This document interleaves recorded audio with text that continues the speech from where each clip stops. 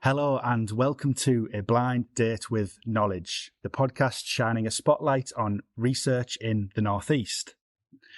I'm your host, Stephen Liggett. However, guess who's back?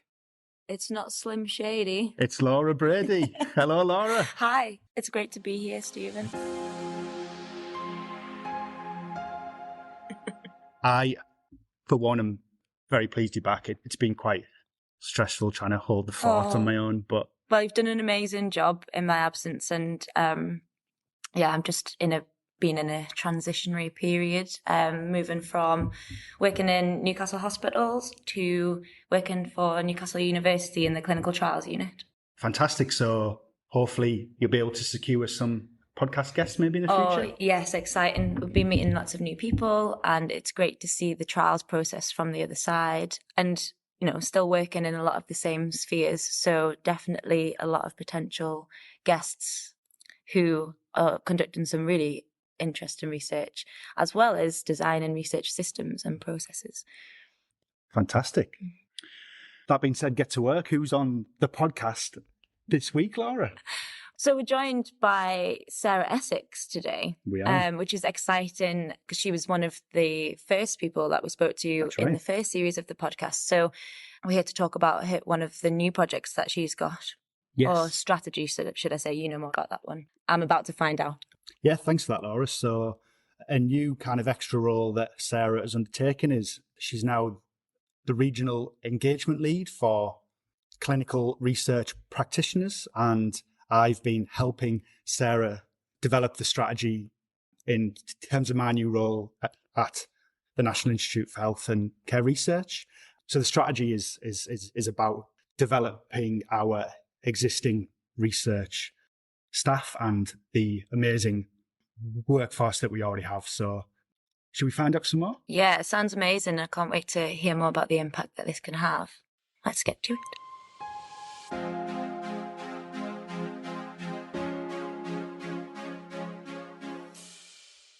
Hi, Stephen and I are joined once again by Sarah Essex, who has returned to the podcast to discuss with us the strategy for the implementation of the Clinical Research Practitioners Directory. Hi, Sarah. Hello. Stephen. Hello. So do we want to give a little overview of what a clinical research practitioner is and who these people are in our environments? Yeah, so I am a clinical research practitioner. It's anybody who works in research who doesn't have or isn't part of another healthcare accredited profession. So obviously we have experienced and great research nurses. We have the HCAs that have their own body that work in research. And we have a big body of what are termed clinical research practitioners. And these are people that have worked in research for years. And particularly there's been in my team, say we've got 14 and 13 of us are CRPs. So some of us have come in as a clinical trial coordinator, say band 5, 6 level, and other people have come in as assistants and worked their way up sort of through over the years. And they're very varied throughout the country into what responsibilities they have and what trials they work on and kind of the skills they have. So the whole purpose of when this started out was to try and unify that, share best practice, create links between CRPs. I think there'll be people out there that perhaps don't even know they're CRPs, that are CRPs, and it's trying to reach out to those, form that community and say, look, we're here, we're really important to growing the research across the NHS and creating that. So there's the research directory that anybody who is in a patient-facing role within research that isn't in another healthcare accreditation, they can join. And then from the directory, you can then go on and do the accreditation. And that's when you have over a year's experience and have a degree or equivalent qualification. You can join the CRP accreditation. So there's quite a few diverse routes of finding a role like this. And it's been a recurring theme of the podcast, Stephen, that we have such a varied workforce doing lots of different roles. So. Yeah, I think the diverse themes of the roles is a real strength, but I think that, the strategy kind of shows that we do need some form of standardization of these diverse roles to promote exactly what people can do. And I'm sure we'll get onto some of the success stories of current CRPs towards the end of the podcast. But you've obviously been working with the North East and North Cumbria National Institute for Health and Care Research to develop the strategy, and obviously it's been a strategy that has been pushed from a national level. But do you want to take us through a couple of the highlights of the strategy and maybe the plans for the next couple of years with it? Yeah, so I think that particularly sort of the strategy we developed for the NENC for our region in the North East and North Cumbria is to try and standardise the profession. So I think the Academy for Healthcare Sciences have been great, and with the accreditation pathway, they've provided the scope of practice, they've provided the standards of proficiency that we have to show that we adhere to. And this is, to help develop the profession, the people within the profession, and also for the safety of our patients as well, to show that, the standards that we are held to.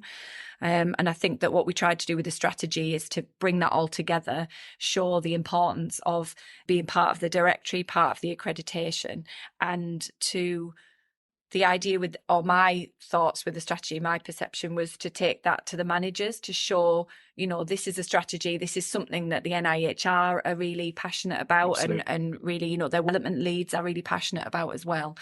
And they could then take that to their R&D managers, within the trust and say, this is something we should be looking at. Can we, get support for applying for the accreditation? Because it does take, you need to have a professional discussion. You need your line manager to say that they're happy for you to go through that process. You also need support. I've taken a lot of support from my nursing colleagues in terms of the reflective statements you need to do. Yeah. It's not something that I'd done before, and I know it's something that on their journey from qualifying as a nurse that they do a lot of reflective activities. So that was something that, and it's very similar to their revalidation questions. And I suppose it's just trying to get a culture of kind of continuous development and kind of starting to evidence that all the time. Yeah, and absolutely. Personally speaking, not something I've ever really done. No. But I should definitely start doing. And I think that's one thing. So as the engagement lead North East North Cumbria, I have meetings every couple of months, and in the first ones it was very much asking people to start a portfolio. Mm-hmm. Very much based on, our nursing colleagues, very much trying to align with that, and making sure that we, when we get emails saying about we're doing really well with recruitment, our data's really good, if we're top recruiters for a study, if we have feedback from our clinical teams, people with patients, that we collate all that so that when you come to write these reflective accounts, so you've got your professional accountability, your leadership, and working across boundaries. And I think if you have all these stories already collected and you've reflected on them at the time, it's a lot easier to go through this process than if you're starting without that sort of background there. Do we have any templates for that? Yeah, absolutely. It's on the Academy for Healthcare Science website is brilliant. It has the templates, but it also has some examples which are really helpful when you're first doing it. Yeah. So it has it has all of the documentation that you need to complete as part of the accreditation. They have working examples on there. They also run sessions every month that you can go to, dial in via Teams. They're always open. You just drop in and you can ask any questions if you get stuck. Millie Britton, who is the CRP project administrator at the Academy for Healthcare Science, she's brilliant. She helps us with organise all the meetings, and she's always sort of on those sessions and provides real practical advice about going through the process as well. That's great to hear that there's that support there. I think it's interesting that having the hybrid roles, but then having a multifaceted evidence base as well, because obviously with the strategy to work across boundaries is really important. Yeah. So what are some benefits that you see from having the hybrid roles, and how does evidence in that help you to obtain this accreditation? I think that everyone is really different in their roles. Whether like I work in oncology, so what I do within oncology is very different to what someone might do in, say, cardiology or women and children research. So, and that's one thing that we tried to pull together in the strategy is all the skills that people did have. We've got people. I went up to Newcastle and gave a talk up there and discussed it with their CRPs, and they're running ultrasound clinics up there. I've been taught that here. We do all of our basic observations. We do ECGs, and I think there's lots of different skills that people have, and what people are allowed to do or they're seen to be able to do varies from trust to trust, and it's something that a strategy such as that, and then hopefully like people will have strategies in their own area akin to that, will help people sort of align their roles and be able to do all these different skills. Yeah, so this is my follow-up question to that, which is with all of these diverse and unique presentations of different roles, how will that be define the job roles going forward, despite all of the different sort of presentations of the role? I think that's what we're starting to do now. So we're collecting all the job descriptions from, I'm doing it in terms of the North East, North Cumbria, but I know it's something, and trying to unify, like you say, the banding within the NHS is very different. The responsibilities that people have are very different. The job titles even are so different. So it would be very hard, and it's going to be a long process, I think, but to get some kind of, or even what's equivalent, so that we know, like if I ring up someone in Newcastle and I'm asking for a clinical trial assistant, what does that mean to them? Because people have a very different titles. So I think that's our part of perhaps what the movement will do next is to try and unify those job roles, so that people, if you're a research nurse, people know who you are. People know who you are across the different trusts. So being a clinical research practitioner, what does that mean? And being able to sort of, people will know, right, well, that means, they're at this level, they do this, that's their scope of practice. And I think that would be great for us to get going forwards. Yeah, for sure. Definitely for existing staff and staff working around this, so they're aware of those roles. But I guess it's going to have a big impact on people coming in to start in their career, and for people who are considering a career in this field. So what do you see the impact being for those people who are just starting out and looking to work in research? I think that being able to show that we're an accredited profession and have that career progression, I think, that's when we interview, it's one of the main questions when we say, have you got any questions for us? A question that they often say is, how can I progress? What's the career progression? Where do I go from here? So I think that'll be really important to highlight, whether you're coming in as a clinical trial assistant, say straight from school, your first job in the NHS, and you love it and you're keen to work. My team members have done that. They've been clinical trial assistants. They've gone up to clinical trial coordinators, which is our band 5 position, and then clinical trial practitioners, which is the band 6, and are now going through the accreditation process. Or you get people like me who've come in with a degree level, who've come in after university as a band 5, and then that, but there's a progression there as well. And obviously you can go up to then team leader, where you're managing a team of people. We've got project managers, and we've got people that are that come in sort of from all different backgrounds. Even though people have got degrees, there's some have come from a healthcare degree, some have come from a business background, but they can all be sort of taught, if they have that passion for clinical research, they can all be taught these new skills. And that's part of the CRP movement, is creating these apprenticeships that are coming. So there's going to be, a couple of different apprenticeship routes. So that'll enable people who don't have degrees to work on these CRP apprenticeships, to then be able to, for the accreditation. So I think that'll be really important, that there are so many routes that people can come in, and it just depends on sort of, as long as you've got a passion for clinical research and a role in that research, then you can come at it from all different angles.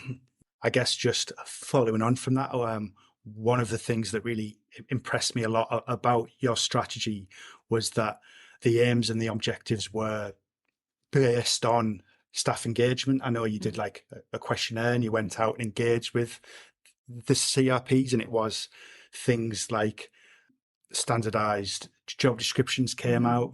Kind of, you have already spoke about the career progression and a clear career pathway. I know another thing that came out of the engagement was staff feeling that their role had like an awareness, and there was an appreciation of what they do. Do you think that departments and trusts do enough to highlight and push how skilled and how necessary it is to have CRPs in R&D departments? Yeah, I think it's really important because we won't be able to continue to grow research as we want to without a combined workforce. Without, we've got allied healthcare professionals, we've got research nursing professionals, and then CRPs, and we create quite a bulk of the workforce. And I think to open all the trials we want to open, we need it. I'm obviously the engagement lead for North East, North Cumbria. There's an engagement lead in each sort of area. But what we need now and what we've just got is a strategic lead. So it needs to go in from, at the board level, at the managers, the R&D managers level too, like you say, highlight how important it is to develop these people and to encourage them into the profession, because we need to bring people in. And so that is Deirdre Brooking. So she's on now a secondment into the role. So she's National CRP Strategic Engagement Lead. And I know she's looking forward to visiting R&D offices to promote and encourage CRP development and the accreditation process. And I think that'll be really great because you've got us doing the engagement sort of, at the front level where we're actually doing the role. And then we'll have that support. And I think, I'm very lucky here at South Tees that CRPs are really supported. We're involved in a lot of different studies, and I feel like well respected by colleagues and people within the trust. It's a great structure here at South Tees for research. I think so. And I think that speaking nationally, we go on, so we have a CRP leadership national group that I join, and that's not the case everywhere. And you've got some trusts where you've maybe got one CRP who kind of works in research, and they haven't got anyone to talk to about their their development. So I think joining these communities will be really good for them. But I do think this new role will really help push that from a strategic point of view. And TVRA here, Tees Valley Research Alliance, the CRP development is on their strategy, which is great, because once it's in the strategy of that department, it means they're held accountable for it. And they have to show what they're doing towards that. So that's been really great to get that on. And I think that's really important going forward, is getting that strategic element in for the future. Everybody working together. Different angles as that's well. It.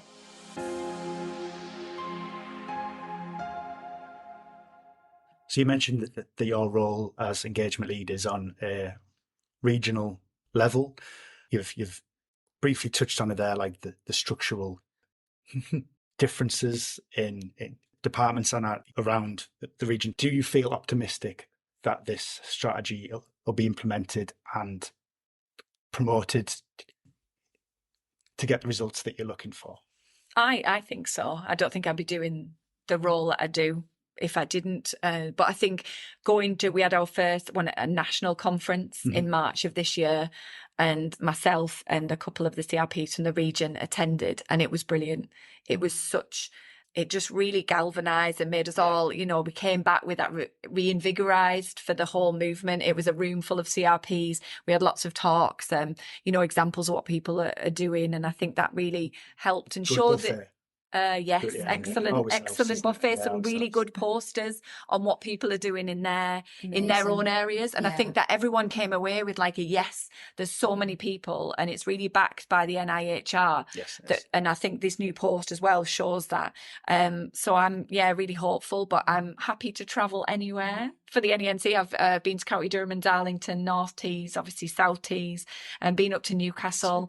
So if anybody will have me across Cumbria, Sunderland, anywhere. So if anyone hears this and wants to get in touch. The doors will be opening. It's interesting to see how it's the reception in different areas, but definitely positive to hear that the whole team's got to, because I think when you work in different areas, you do need to have moments like that just to, like you said, encourage you that you're on the right track. And I think that face-to-face, because, especially like in COVID, we didn't get a lot of, and it was really good. And that's what I really want to do. Some of my fellow CRP engagement leads have been doing local events, face-to-face in there, like getting together and again, having maybe a meal, doing workshops and having a chance to, that. So that's something I'm trying to organise now for the North East, North Cumbria, hopefully towards the end of the year. But I think that's really important, and that'll hopefully, give everyone, we'll get some good speakers, and it'll be really good for to renew the enthusiasm of everybody and to network with everybody.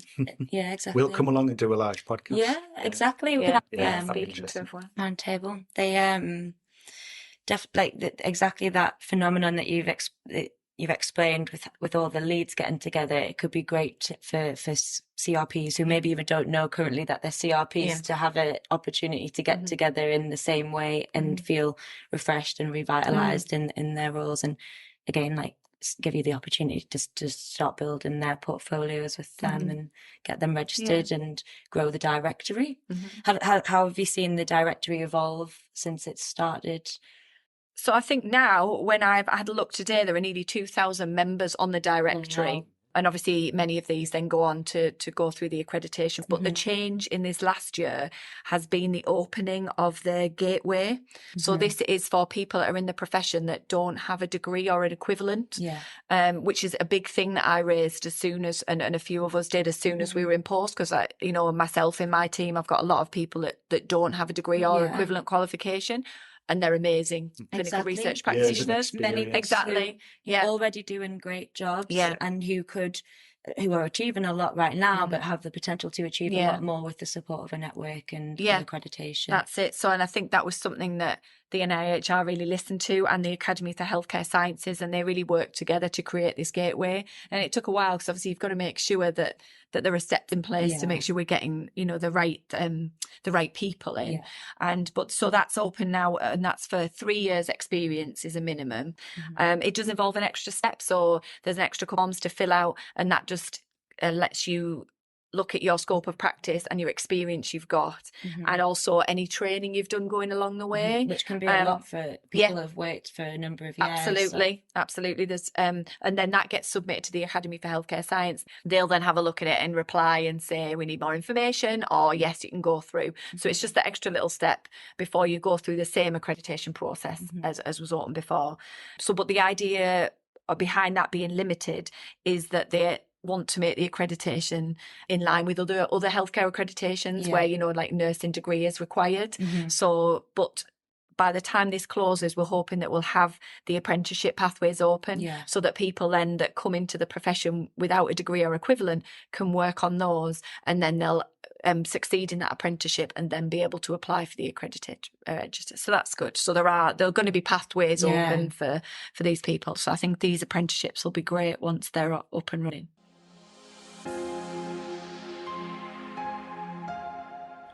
Before we hear a little bit more from Sarah Essex, I was fortunate enough to have a bit of time with Deirdre Brooking. Deirdre is the new National Engagement Lead for Clinical Research Practitioners, and you can hear a little bit of our discussion now.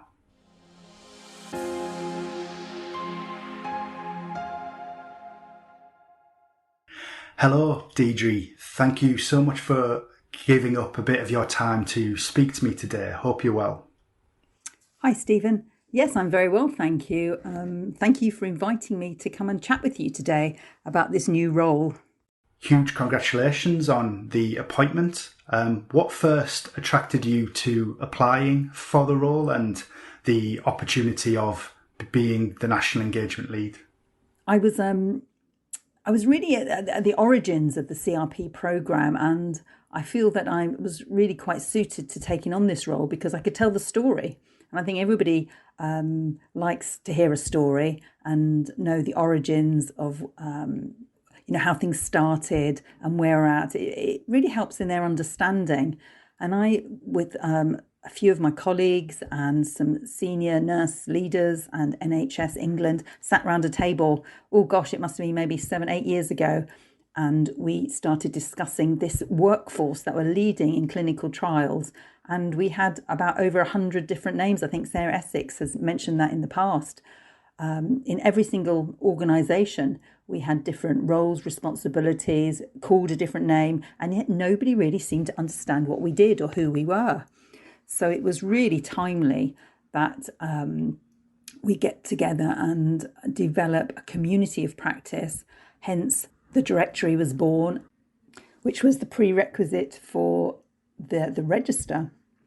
And this really is where my role comes to life in a way, this sort of last hurdle of the CRP initiative, which has been running now for about 5 years, is to really target our NHS employers, HR departments, and to really try and understand what the problems are in at a certain organisational level, whether that be about their training opportunities, their career progression, retention, and really ensuring that CRPs have a voice at the table in terms of research delivery.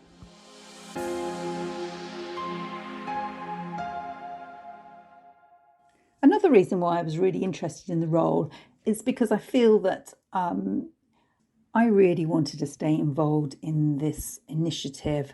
I felt I was really well placed as the Workforce Development Lead in Clinical Research Network of North Thames. I do have a lot of the big academic and major trusts in my patch, and UCLH and Barts. We employ a lot of clinical research practitioners who are all looking and reaching out and keen for job opportunities, job progression. Another reason why I was quite keen to take on this role is I'm quite nosy, really, and I was dying to find out what the next part of the journey was going to be and what exactly the strategic engagement lead meant. And I was delighted to find out that it was about engaging that next level of personnel, i.e., our senior leaders, NHS organisations, to really promote the role of the CRP and to try and understand what the obstacles might be for clinical research practitioners, and in some way maybe try and help break those down. Working on a national initiative is really interesting as well. It does make you have a much broader picture of situations, and it really has highlighted to me how different the CRP experiences throughout the country, from London to Liverpool to Cornwall. The job role only changes very slightly, and yet there's really different problems and obstacles really that the CRP faces. And I'm really hoping that I can highlight these issues. It's great to hear you speak so passionately about clinical research practitioners. Do you think CRPs have any skills in particular, or what do you think they can bring to a research department as a whole? The skills of the CRP, well, where do I start? I think probably their strongest asset is their ability to project manage. You've got to remember that a research study is really what the CRP does. That's their main job. So their skills are just have multiple skills. They're adaptable, they have critical thinking, they can pick up a protocol and really pull apart what is needed in that study, who they need to speak to, what actions in the protocol are beyond standard care, what exactly is their contribution, and what will the patient really need to understand and to acknowledge if they were to take part in this study. I think one of the key things for a CRP as well is that ability to communicate beyond their immediate team. I can't think of any study that I've ever been involved with which doesn't include another department, another set of colleagues to really get on board at the study and to get their buy-in. I think they are problem solvers ultimately. I think they have a lot of obstacles to overcome quite often in delivering a research study, and they are very adaptable and are quick thinkers.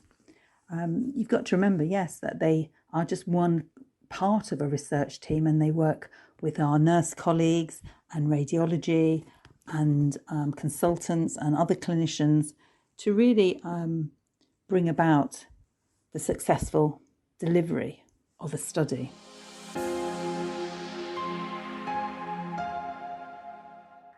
Well, research is the ultimate team sport, and I think clinical research practitioners are just pretty damn good at doing it, really. They're part of the team. The nurses they work alongside, they have the absolutely critical role in their job and their nursing element of it. And they work with data managers and they work with allied health professionals. Always radiology always comes to mind. I haven't worked on a single study that hasn't involved an X-ray or an ultrasound or a scan of some sort. So they are the sort of the central coordinator. I also think actually one of the key things that the CRP has, another key skill is that quite a lot of clinical research practitioners have worked on a real multitude of studies. And so they have different experiences, whether it be in sarcoma or in MSK or in the community. So this gives a broad range of experience, which can be really helpful when you have new studies coming in or you have new staff. They can be a really supportive group and a stable group of workforce. Thanks again for your time today, Deirdre. Just before you go, do you have any kind of hopes or strategic objectives for your time in the role? My strategic objectives for my 9 months. Well, I've already really mentioned that I'm hoping to reach out to senior level in our NHS organisations. I'm going to be linking in with UKRD and the R&D Forum, and hopefully have reaching senior leaders in the R&D office, and hopefully champion the role of the CRP and trying to get some great opportunities for our CRPs. I think Janice Patterson, who I work with quite closely at the Coordinating Centre, and I are hoping to hold an NHS engagement event towards the end of this secondment, maybe around February, March time. We're just working on this at the moment, and we really would like to have a really big meeting and showcase the great work the CRPs have done and how R&D offices can really use their skills and not only employ CRPs, but give them some career development, give them roles where they know that they're going to be invested in and that they're going to be sticking around for some time. And I think that will give departments that stability to be able to take on some really big studies and to have that confidence that they have a workforce that can deliver. And we need to really invest in them. And I think really that they are just looking for opportunities and recognition. And I'm really hoping that the register and signing up to that and strengthening this community will be the precursor for their own professional organisation. Very lastly, if there are any potential or interested CRPs listening to this right now, what's the best way for those to access a little bit more support or information? Any CRP who's interested to find out some more information should reach out to their clinical research network and find out who their local engagement lead is. The engagement lead will be able to talk them through how the requirements for the register, how they can get some clinical supervision to fulfil all the criteria needed to become a registered CRP. They can also go on the AHCS, so that's the Academy for Healthcare Science website, and go, look for the tab about CRPs. There's lots of information there. I would really recommend any CRP thinking about joining the register to use all the resources that are available and start your application. I think there may be a time where job adverts from NHS trusts will want to see membership of the register. I don't think this is going to be too far in the future. So I would really recommend taking all the opportunities there are at the moment to help support your registration. Thanks again, Deirdre. It's been great to speak to you. Hope to do this again soon.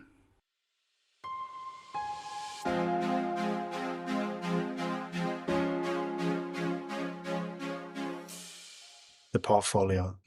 It's all highlighted, demonstrated in the strategy, and obviously you mentioned the support network that CRPs would get in going through the portfolio. Do you want to just quickly go through maybe 2 or 3 sections of the portfolio? Is it as simple as you pull together evidence and then you link it to standards or something? Yeah. So there are 16 standards. So you don't have to do them all, but you pick the standards and give some examples of how you feel you work to those standards, and give some evidence around that. So there's reflective accounts on professional accountability, leadership, which often people are slightly worried about and think that it means you have to be a team leader, a leader and a manager, and it doesn't. It means that, you've got an advocacy for research, or you support the CRP profession.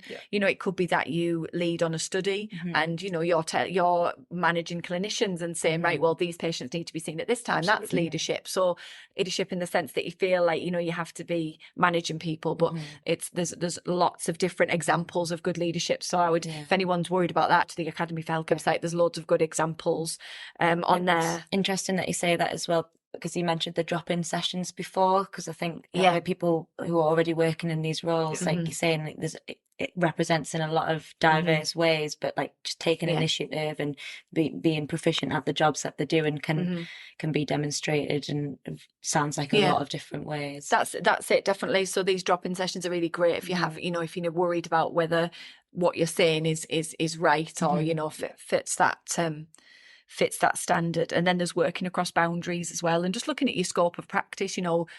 It's making sure that you say what you can do, but also knowing that your limitations are, within the roles and things. So I think, but they're not too long. It's two sides of A4 maximum for 3 questions within each section. So if you can think of when you've, changed the way you've recruited patients, changed the way you've approached patients because of what you've found in clinics. And I think, those examples are really good as well to use, because that shows what you've learned over the course of your training as well. Which we learn so much every day working in research. That's it. And each trial's different, because they all come with, and they're moving on so much now, especially we're getting all of like electronic CRFs and electronic patient questionnaires now, that it does mean, the way we approach lot to patients. We do a lot of telephone consents now, or e-consents even. So, the way we're contacting patients is changing, and it's just a constant evolution, and that does change what we're doing, and it's important to reflect on that. And these reflections, people are doing the job already. It's so they'll have hundreds of examples of how they're leading on things or work across boundaries. It's just getting that time and support to get it down, and then get accredited. A potentially slightly random question is, can people working in primary care be accredited, or is it? No, it's not. It's anyone patient facing. So absolutely. So just as we come towards the end of the podcast, and again, thank you very much for your time today, Sarah. But the co-host of the podcast is obviously Laura. You've got a new role in an academic organisation. Yes. Newcastle University. They're obviously a research partner. We work kind of commercial organisations and commercial companies. How do you think the CRP accreditation and highlighting the skills in the workforce will improve the collaboration and how we attract commercial and academic activity into our trusts? I think it's increasing our workforce. And so that, we can open potentially more trials, but particularly, when we're talking to our stakeholders, be it commercial or academic, we can show that we have that level of training, and that we're an accredited profession. And I think that's great for them, because, now I am held to that, to those standards. I have to renew those every year. And also, I've got a number and it goes on a registry and they can search for me and things like that. So it's the same as having, your NMC number, so that they can look at that. And I think it just gives us a bit more, when we discuss today with commercial partners, about who's doing what on the, the delegation logs, the delegation of duties within a study, we can say, look, we have practitioners here which do that role. And I think having it as an accredited, profession is really helping that. And also to be principal investigators, so you're in charge of our own studies. I'm in charge of a couple, obviously within my scope of practice, I'm in charge of some quality of life and some genetic studies where we're collecting blood samples. We're consenting patients. And I think it's just changing the terminology out there. So we still have a few trials where it specifically says on the IRAS form, consent to be done by research nurse, which means we can't. So I encourage, I've worked with a couple of sponsors and really encouraged them lately for their next studies to think about expanding that. And, say either, consent to be taken by a registered professional, which means, or someone, anybody delegated by the clinical or by the PI to be fit for those duties. So I think that would really help, because that's enabled us to open so many more trials within oncology here, because we have the CTIMPs and we have the, the surgical studies, which have the principal investigators as the surgical doctors and the consultant. Then we also have quality of life studies. We have weight loss studies, where people are in remission from cancer. We have some of the genetic studies which can be ran by CRPs. And I think that's great for personal development as well for the CRPs, because they get to be, they're very, very experienced people and they get to be in charge of their own studies. So I think that's great for everybody. Yeah, it sounds like it's given a lot of great work already there, and that having that boost in integrity of the work will only help you to grow and continue to attract more activity. Becoming a registered CRP, it sounds like a no-brainer to me. Yeah, it's only just because you've got to pay £30 a year. That's the leave fee. that off, no, leave that off the pod. Cut that out.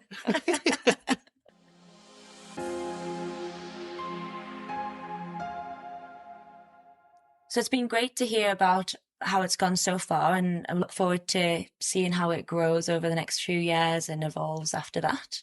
Thank you so much for your time. Thank you for having me, and anybody out there, I hope that you'll put my details, and then anybody who's interested or is a CRP, and wants to get in touch, then please do. I'll be happy to have a chat with everybody. Amazing. Do you want to give the details now, and then we'll do it again at the end? Yeah. So my email is sarah.essex@nhs.net. Please, just drop me an email and we can have a Teams call, or I can come visit you and have a chat about everything to do with being a CRP. Fantastic. Thank you very much for your time, Sarah.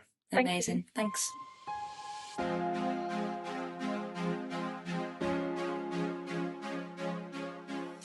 I hope you enjoyed that episode of A Blind Date with Knowledge. Sarah is always fantastic company, and her passion and commitment towards growing the CRP community is great to hear. Use sarah.essex@nhs.net if you would like to speak to her directly, or you can contact me, Stephen Liggett, through my X or LinkedIn profiles. We're happy to provide any extra information that you might need, and you should also find a link to the CRP strategy on the platform you accessed this podcast. Thanks again for listening, and until next time, take care.